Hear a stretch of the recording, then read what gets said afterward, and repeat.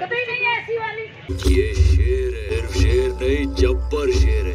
आपके लिए आप कोई आसमान से उतरी हुई है? जो आपका फर्ज है, आप तनहा इस चीज की लेती हैं। कभी भी इसके खिलाफ जाने का किसी दमिज नहीं था।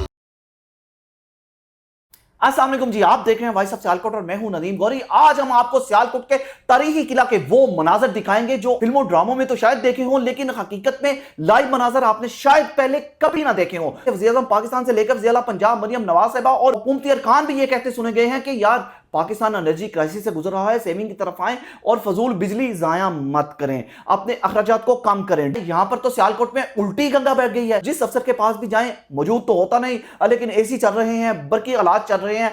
ऐसा ही सियालकोट किला के ऊपर भी बड़े बड़े शाही अफसरान के ऑफिस में भी देखने को मिला।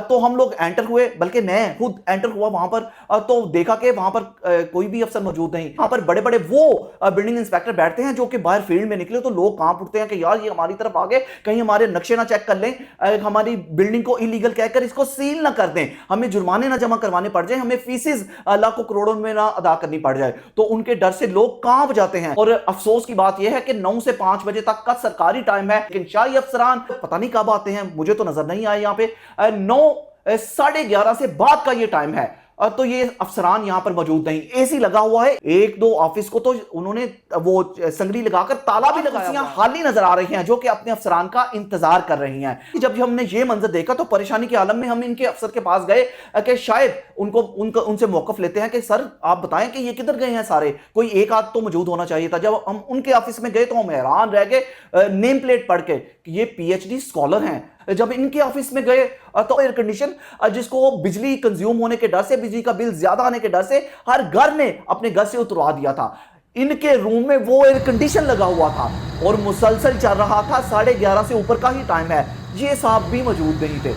एयर कंडीशन जो बड़ी बिजली कंज्यूम करता है वो लगा हुआ था और चल रहा था।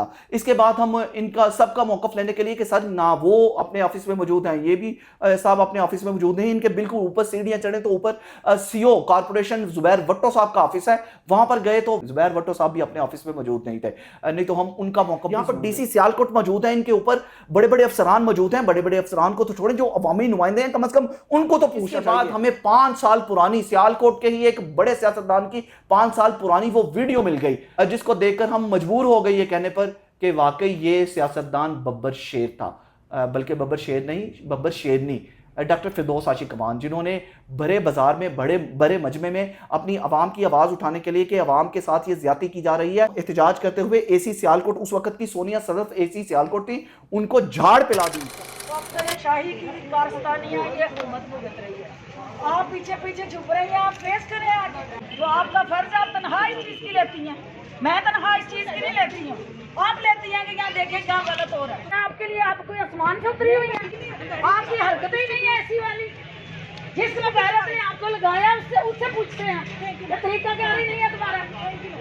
तुम वीआईपी ड्राइंग रूम में बैठो जाके, ये कौन सा तरीका। 5 साल बाद डॉक्टर फिरदौस आशिक कमान की ये याद आई तो हमें लगा कि इसके साथ अटैच करके ये वीडियो जरूर दिखानी चाहिए। शायद किसी हुकूमती अरकान में कोई पावर आ जाए, कोई एनर्जी आ जाए, खातून होकर अपनी आवाम के लिए इस तरह आवाज उठाते हुए एक एसी, एक बड़ा ब्यूरोक्रेट होता है, असिस्टेंट कमिश्नर होता है, उसको ये झाड़ पिला रही हैं। आज के हमारे सियासतदानों में इतनी एनर्जी नहीं, इतना हौसला नहीं। आज के हमारे हुकूमती अरकान में, आप हमारे हुकूमती नुमाइंदों में, बड़े बड़े सियासतदानों में क्या इतना हौसला नहीं कि इन अफसरान को पूछें कि भाई कम से कम एनर्जी क्राइसिस चल रहे हैं, पेट्रोल महंगा हो रहा है, सारे का सारा बोझ अवाम पर तो डाला जा रहा है, इनको भी कोई पूछ ले, अपने अखराजात कम करें सर, टाइम से काम पर आए, अपने मुल्क पाकिस्तान को कोई ना कोई फायदा भी पहुंचाए। तो देखते हैं क्या इस मामले में कोई नोटिस जारी होगा, क्या लोगों को मना किया जाएगा कि सर आप आएँ तो फिर तो एसी लगा लें, फिर तो एयर कंडीशन लगा लें, फिर तो पंखे चला लें। अगर आप मौजूद नहीं तो सर आपकी गैर मौजूदगी में कुर्सियों को हवा दे के, बेजान चीज़ों को हवा दे के क्या साबित करना चाहते हैं। As a journalist, as a Sialkoti, as a Pakistani हमें ये चीज़ें देखकर तकलीफ होती है, तो इनको भी, अवामी नुमाइंदों को भी, हुकूमती अरकान को भी तकलीफ होनी चाहिए कि अवाम के खून पसीने की कमाई से टैक्स अदा होते हैं, जिसके बाद इनको ये लग्जरी लाइफ इन अफसरान को दी जाती है। तो इनको कोई ना कोई नोटिस तो जारी करें भाई, लगाएं एसी, लगाएं पंखे, लगाएं बरक़ी आलात जलाएं, लेकिन उस वक्त जलाएं जब आप ऑफिस में हों। देखते हैं आप क्या कोई मुहिब वतन, क्या कोई दर्द दिल रखने वाला कोई अफसर इस पर एक्शन लेगा, क्या कोई हुकूमती अरकान को कोई थोड़ी सी कोई ख्याल आएगा कि डॉक्टर फिरदौस हाशिर कमान खतून होकर अगर ये कर सकती है तो हम मर्द होकर, बड़े बड़े नामवर सियासतदान होकर क्यों इनसे बात नहीं कर सकते, क्यों इनके खिलाफ एक्शन नहीं ले सकते, क्यों इनको नोटिस जारी नहीं करवा सकते, क्यों पाकिस्तान का भला करने के लिए, एनर्जी को सेव करने के लिए क्यों कोई ना कोई नोटिस जारी नहीं करवा सकते। तो देखते हैं इस पर कोई एक्शन लेगा या नहीं लेगा, ये तो आप वक्त ही बताएगा। फिलहाल इस स्टोरी से अपने भाई नदीम गौरी को इजाजत दीजिए। अपना बहुत सा ख्याल रखिएगा और हमें दुआओं में याद रखिएगा। अल्लाह हाफिज। पाकिस्तान जिंदाबाद।